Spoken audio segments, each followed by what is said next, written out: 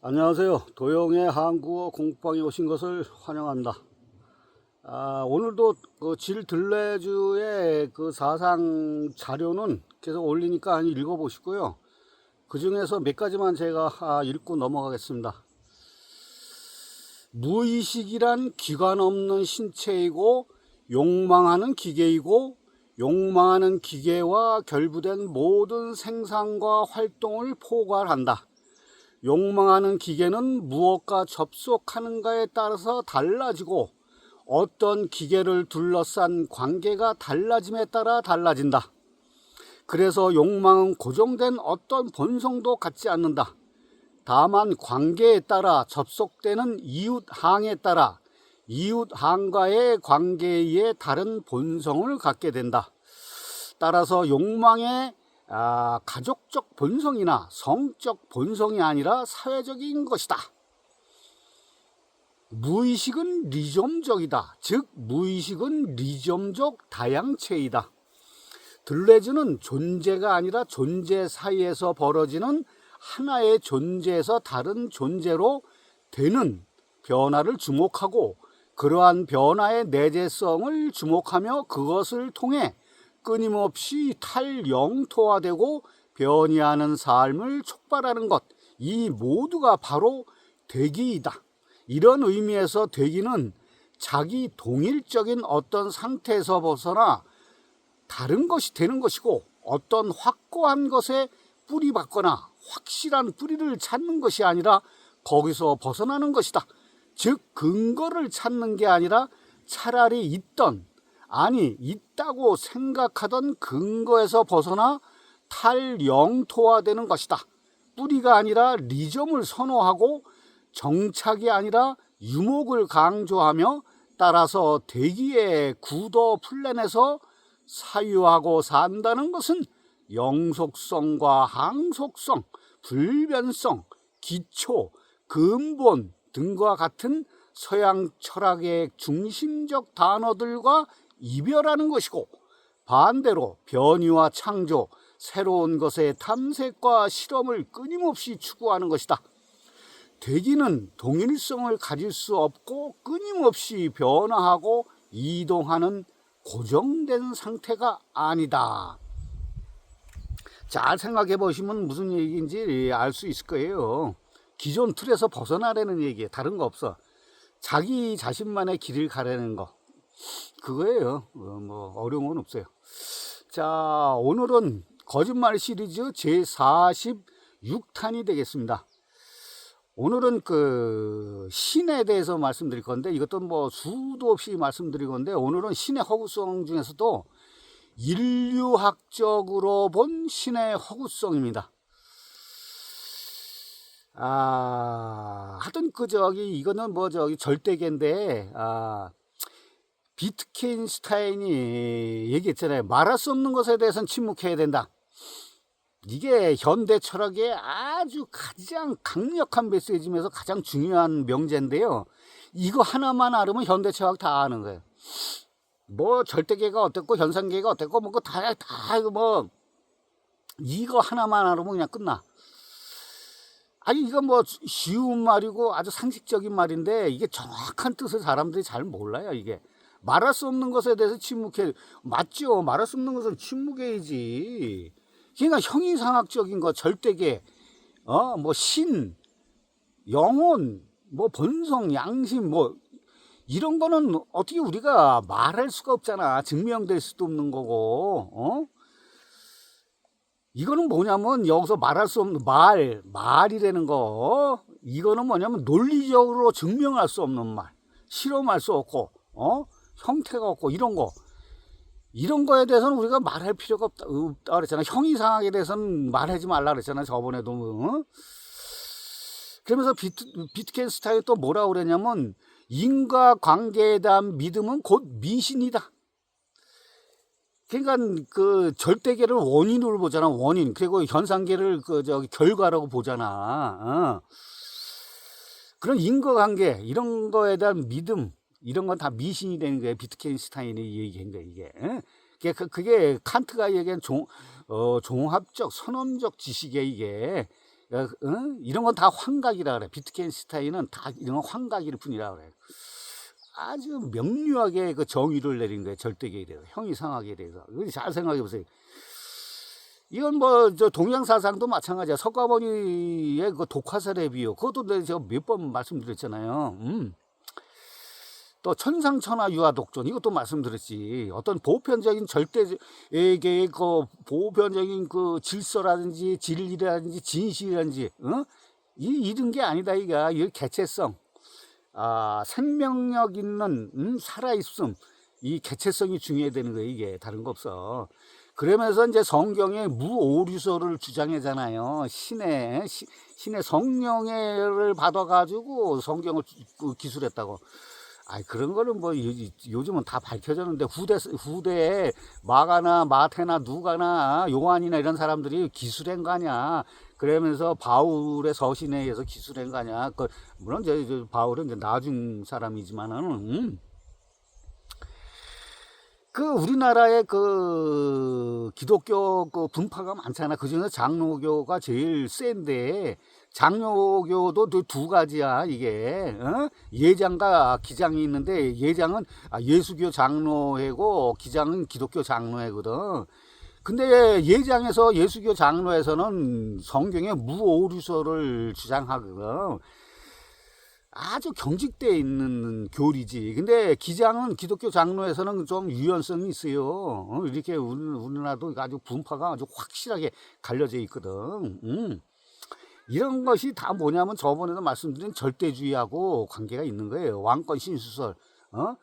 권력이 하나님으로부터 받았다 이가. 그러니까 니네들은 뭐 혁명을 일으킬 생각하지 말고, 방기들 생각하지 말고 절대적인 복종을 해라. 이게 왕권 신수설이. 이거 다 그 당시에는 그랬어. 그 당시에는. 시대적인 산물이라 했잖아요. 제가 그 당시에는 그랬는데, 지금은 그게 맞지 않지. 오류지. 철진한 이론이고. 현대과학도 그래. 현대과학이나 현대의학을 제가 안 믿는다 그랬잖아요. 계속 이론이 바뀌어. 아니, 저 우주의 나이가 138억 년이라 했잖아요. 근데 요즘 그게 또 바뀌었어. 제임스 웹 우주망원경으로 측정을 해봤더니 그게는 267억 년이래. 아유, 계속 바뀌어. 그게 무슨 과학이야. 과학이 바뀌면 안 되잖아. 그리고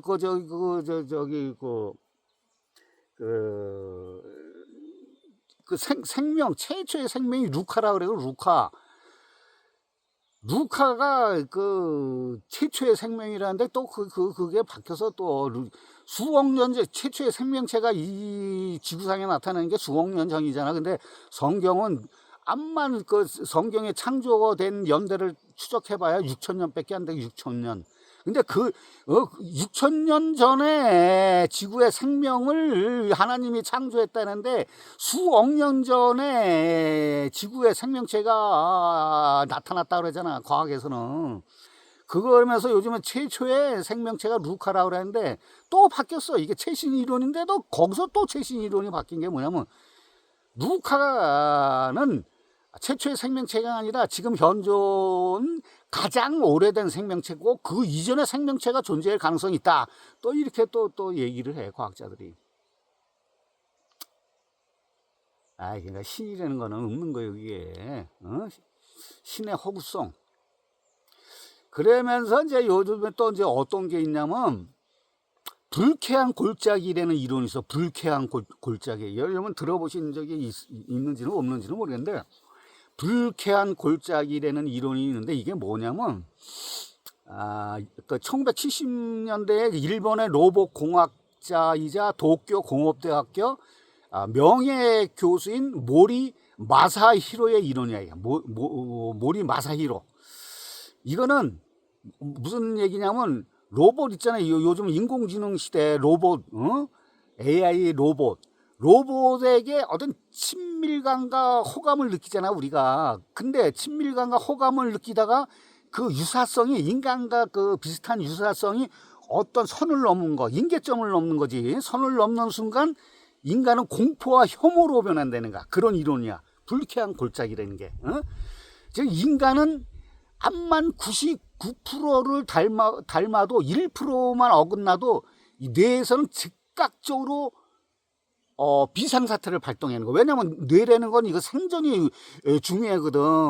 그러면 이게 우리 생존의 위협을 느낀다는 거지. 1%만 달러도. 그러니까 로봇이 암만 친밀감이 있어도 어떤 이상하잖아. 로봇이 인간하고 한 1% 정도의 차이만 있어도 본능적으로 이건 동족이 아니다.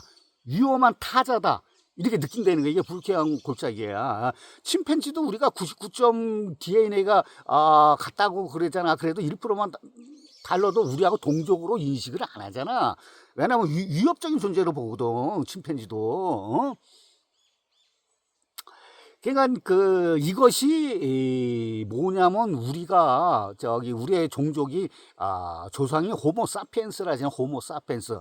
근데 그 당시에는 호모 사피엔스뿐만 아니라 무수히 많은 유사 종족이 있었거든. 뭐 네안데르탈인이라든지 뭐 호모 날레리라든지 뭐 데미소바인이라든지 무지무지 많은 종족이 있었거든.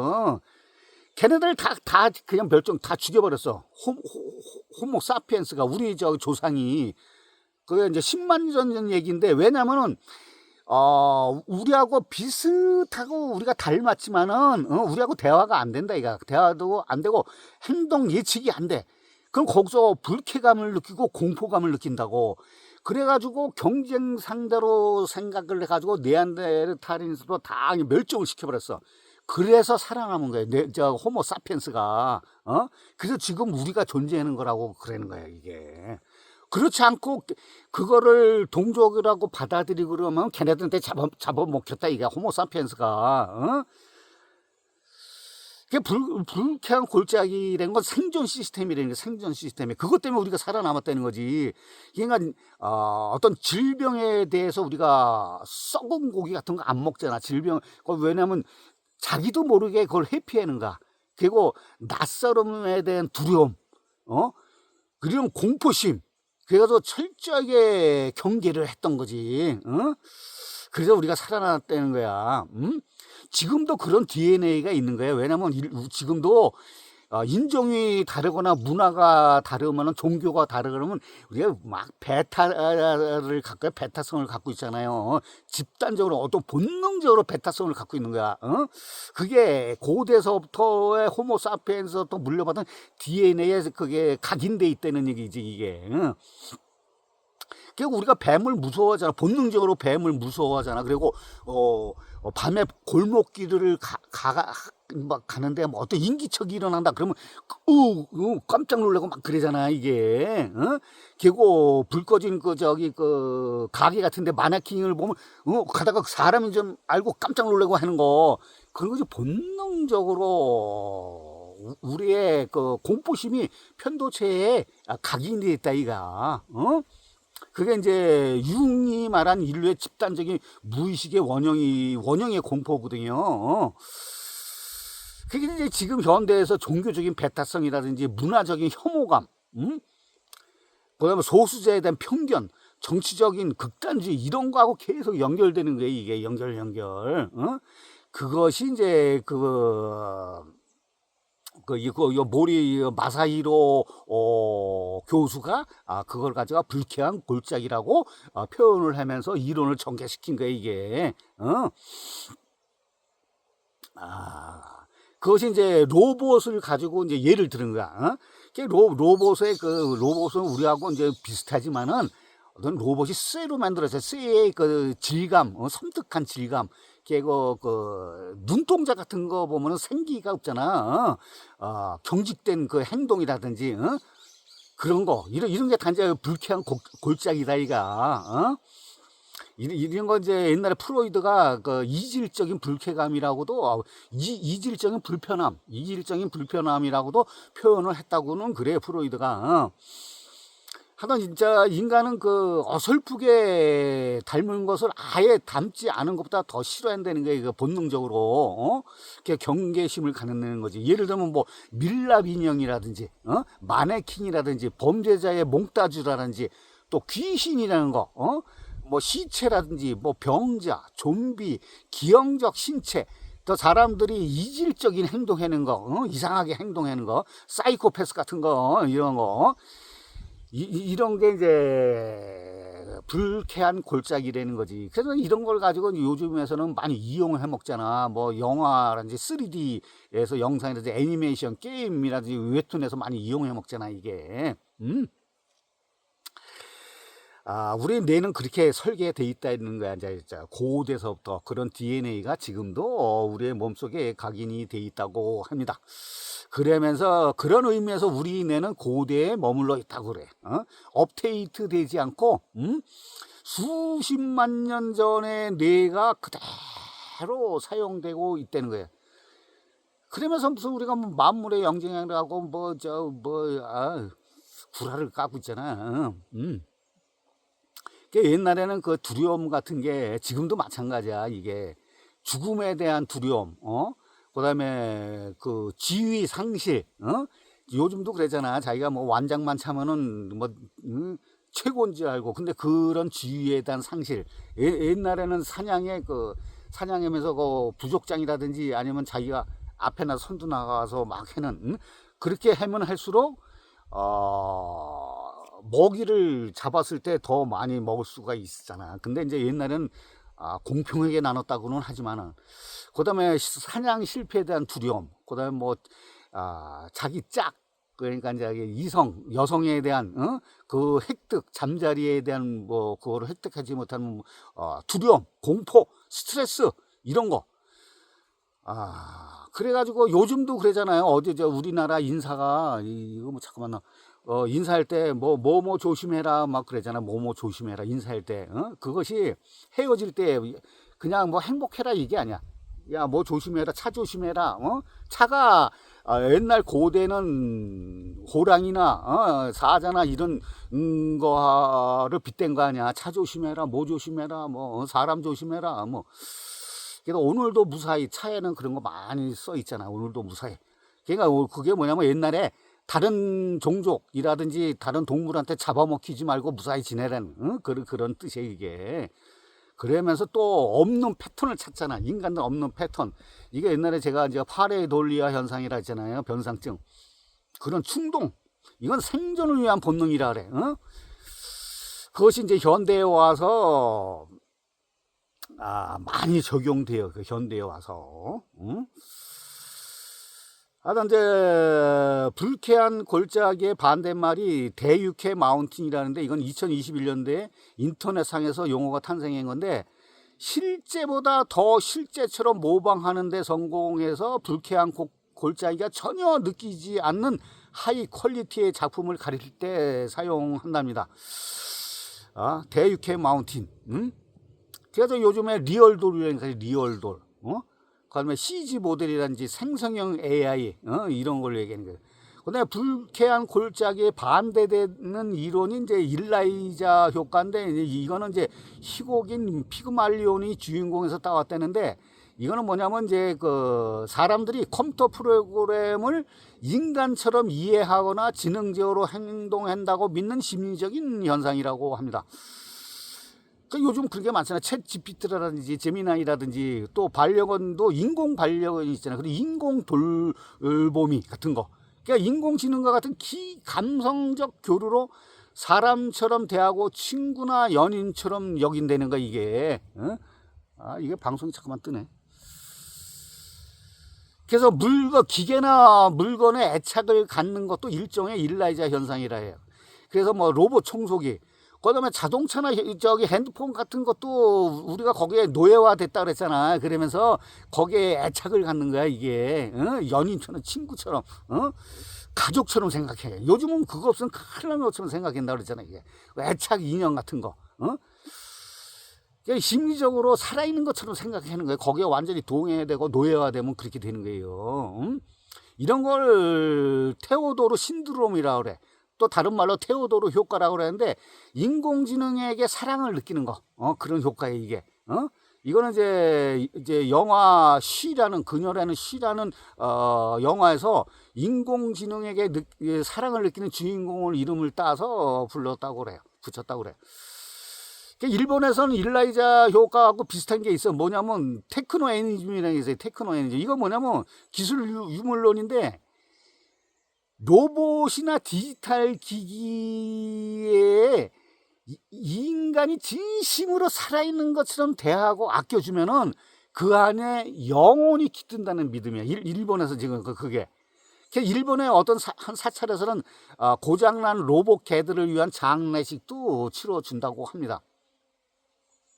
메사추세츠 공과대학 인공지능연구소의 요세프 바이첸바움이 1964년에 일라이자라는 인공지능을 개발하여 환자 중심 상담 이론에 적용하기도 했다고 합니다.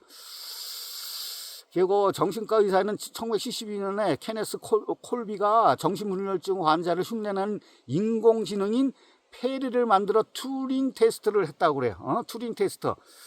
이거는 이제 이미테이션 게임인데 인공지능 여부를 판별하기 위한 앨런 튜링이 제안한 시험이라고 그래요. 난 뭐 이런 것까지는 뭐 알 필요 없고. 하여튼 이런 건 다 인간 그 고대의 본능이거든. 고대의 본능인데 이게 이제 현대에 와서도 이제 우상숭배인데 현대에서도 우상숭배 제가 나중에 이제 말씀드릴 건데 시간이 없어가지고 막 건너뛰울게요. 이게 뭐 옛날에 애니미즘, 토테니즘, 샤머니즘 이런 게 파레돌레아 현상의 일종인데 이것이 이제 종교화되면서 고등 종교의 인격 신의로 발전했다고 합니다. 그리고 루트비 포이어바흐라는 분이 1841년에 기독교의 본질이라는 책을 썼는데 거기서 뭐라고 얘기했냐면 신은 인간이 만들었다. 그러면서 영혼 불멸설을 비판했어요. 그러면서 이 사람이 이제 이 이론을 말씀드린 게 있는데, 이거 하여튼 뭐 시간이 되는 데까지 할게요. 투사 이론이 있는데 그냥 쭉 읽어볼게요. 시간이 없어가지고. 투사 이론은 뭐냐면 이 사람이 얘기한 게 신은 인간의 거울이다. 신학은 곧 인간학이다. 신에 관한 모든 진술은 사실 인간 자신에 관한 진술이다. 인간이 자신 안에 있는 최선의 것들, 즉 무한한 지혜라든지 완전한 사랑, 영원한 권능, 창조성을 바탕에 투영한 것이 신이다. 신은 인간이 자신의 본질로부터 추상화하고 무한히 확대하여 인격한 존재다. 신의 속성들인 완벽함, 전지전능, 지고신, 창조성 등은 인간이 자기 안에서 발견한 것들이다. 다만 인간이 유한하고 불완전하기에 그 이상적 완전함을 바깥에 있는 신에게 귀속시킨 것이다. 신앙은 자신의 욕망을 신에게 투사한 것이다. 바하가 그랬고, 또 두 번째 이론은 소외 이론인데 이것도 저번에 말씀드린 것 같은데, 인간이 자신의 최선을 신에게 투사하면 할수록 인간 자신은 점점 작아지고 빈곤해진다. 그러면 신에게 영원히 복종하는 종이 된다. 인간 자신의 능력과 가치를 신에게 양도함으로써 스스로 노예로 만든다. 신은 인간이 자신의 최선을 투사하는 존재로 그 투사는 역설적으로 인간을 소외시킨다. 이게 저번에 파벨의 역설도 제가 말씀드렸지요. 그러므로 우리는 자신과 타인 안에서 그 신성함을 되찾아야 한다. 마르크스도 그랬어요. 뭐 노동자는 자신이 만든 상품부터 소외된다. 상품부터 노예화된다는 거예요. 자기가 상품을 만들었는데 그 만든 상품을 쓰지 못한다는 거예요. 이게 돈 있는 놈만 쓴다는 거지. 그 세 번째, 유한적 존재. 개인은 유한하고 죽는다. 그러나 인류 전체는 아니다. 수만 년의 역사 속에서 인류는 끊임없이 지식을 쌓고 사랑을 나누고 예술을 창조했다. 인류 전체가 곧 무한의 가능성이다. 인간이 완전성을 신에게서 찾지 말고 인간 자신의 역사 속에서 그리고 타인과의 사랑 속에서 발견할 때 진정한 자유가 시작된다. 인간적 연대를 중요하다. 인간적 연대의 중요성을 강조했어요. 그러면서 신이 사랑이다. 이건 틀렸다는 얘기야. 사랑이 신이다 이게야. 사랑 그 자체가 신성한 것이다 라고 그래요. 그러면서 이제 이 사람은 네 번째는 포이어바흐가 감각의 철학자라고 그래. 감각의 철학자. 그러면서 이제 메를로 퐁티도 감각의 철학자라 했잖아요. 제가 저번에. 그래서 이 사람은 몸의 철학자라 그랬잖아요. 몸의 위대성. 나는 느낀다. 고로 존재한다. 이게 이제 감성적 유물론이라고도 또 그러는데 현실의 감각, 오감, 이런 모든 감각 속에 실제가 있다는 거예요. 신이 다른 데 있는 게 아니라 우리 그 자체가 이제 신이라는 거지. 감성적인 게 제가 그랬잖아요. 살아있음, 생명력, 그게 신이고 절대계라고 그랬잖아요. 이게. 그러면서 다섯 번째로는 이 양반이 뭐라고 그랬냐면, 신에게 원하는 것을 인간에게 주어라. 신이 내 대신 행복할 수 없고 만족할 수도 없다. 내가 느끼는 것이다. 누가 주는 것이 아니다. 내 몸이 반응하는 것이다. 내가 내 행복은 내가 느끼는 거지 하나님이 느끼는 게 아니잖아요. 내 행복을 내가 만족하면 내가 만족하는 거지 하나님은 만족해요? 그게 아니잖아요. 이게. 또 에카르트는 뭐냐면 이 사람이 이제 이단으로 이제 선고를 받았는데 사후 교양청으로부터 인식이 존재보다 먼저다. 순수 인식은 신성이다. 신성은 하나님 이전이고 창조 이전이다. 나는 신에게 간청한다. 신이 나를 신으로부터 자유롭게 해달라고 신에게 간청한다는 거야. 여기서 말해 신은 우리가 신하고 이름 붙이고 개념하고 관계 맺는 신이 이게 내가 이미지로 만들어낸 신이 에카르트가 그런 거야. 그래서 개념의 감옥이라 저 개념의 감옥, 생각의 감옥. 생각을 사람이 안 하면 안 됐잖아요. 아렌트가 예루살렘 아이만에서 생각의 무능성, 악의 평범성 제가 말씀드렸잖아요. 생각을 안 하면 안 돼. 항상 생각을 해야 되는데. 근데 그 생각이 확증 편향이란지 확신 편향 같은 오직 나만 옳다고, 내 질만 옳다고, 내 조직이나 단체의 그 생각만 옳다고 하는 그 생각. 그것이 감옥이라는 거예요, 이게. 이거 시간이 될 것 같네. 뉴턴의 불타는 광선검이라는 게 또 있어. 이건 뭐냐면 뭐 별의별 게 다 있네. 마이크 월더라는 호주 출신의 수학자가 제안한 개념인데, 실험할 수 없는 것은 토론할 가치가 없다.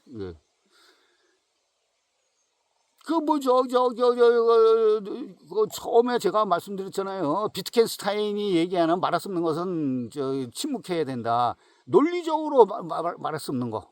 그러니까 이 양반도 그러는 거예요. 이 양반도. 마이크 얼도 그러는 거예요. 실험할 수 없는 건 토론할 가치가 없다. 절대계라는 거, 신이라는 거, 형이상학이라는 거. 이런 토론할 가치가 없다는 거예요. 이게 현대 철학은 생성의 철학이라 그러는 생성의 철학, 생명사상을 제가 강조했잖아요. 생성의 철학, 현대 철학의 모든 현대 철학자들의 중요시 여기는 것이 생성의 철학이거든. 그런 것이 모든 게 이게 비트겐스타인이 최종적인 결론을 내린 거예요. 이게 논리적으로 말할 수 없는 거, 실험할 수 없는 거, 경험할 수 없는 거, 증명할 수 없는 거, 이런 건 논할 가치가 없는 거, 그런 거에 대해서 논하지 말라 이거야. 현대 철학자들의 모든 공통점이 그거예요. 이게 절대계 그런 거는 말할 필요가 없는 거. 그건 서가모니께서도 말씀하신 거예요. 이게 독화살에 비유에 대해서. 윌리엄 오콤 이거 유명한 사람이잖아요. 오콤의 면도론을 얘기한 사람. 이 사람 뭐라 그랬냐면, 필요 없는 존재를 가정하지 마라. 이거 뭐야, 절대계를 말하는 거예요. 그런 거를 가정하지 마라. 5만 가지 전문 용어, 학술 용어, 철학 용어를 사용하지 말고 단순하게 생각하라 그래요. 오콤은. 거지 같은 전문 용어 이상하게 비비꼬아가지고 얘기하지 말라는 얘기예요.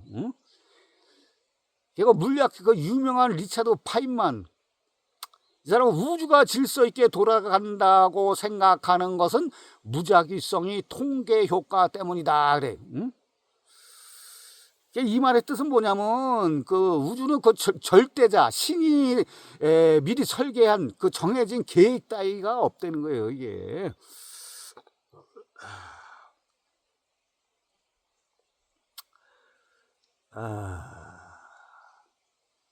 스티븐 호킹은 직접적으로 그런 얘기도 했어요. 신은 존재하지 않는다. 직접적으로 얘기도 했어요.